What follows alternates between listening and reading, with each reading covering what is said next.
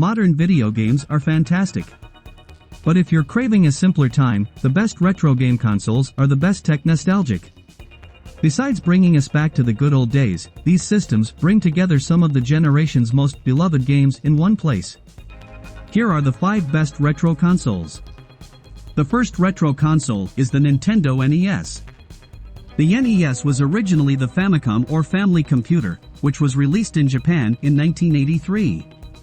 The video games industry was in disaster, so stores would be hesitant to stock a new console that likely no one would buy. But Nintendo sold over 2.5 million units during its first year on the market.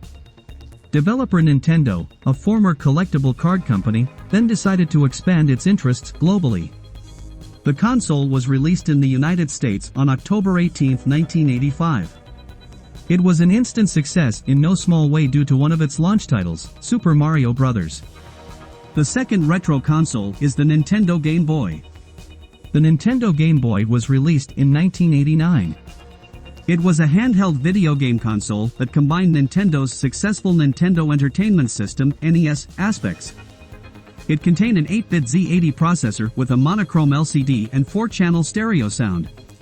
If you were a child of the 80s or 90s, who couldn't have possibly fathomed leaving the house without a portable console squeezed into your pocket to keep you entertained even though its unlit color screen was impossible to see?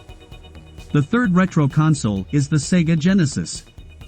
The Sega Mega Drive was launched in Japan in October 1988. The name Mega Drive was already owned by another company, so Sega opted to use a different name for the system in North America after a trademark dispute. The Mega Drive became known as the Sega Genesis in the US and Canada, making it the first console named after a book of the Bible. The Sega Genesis is the very first 16-bit console system.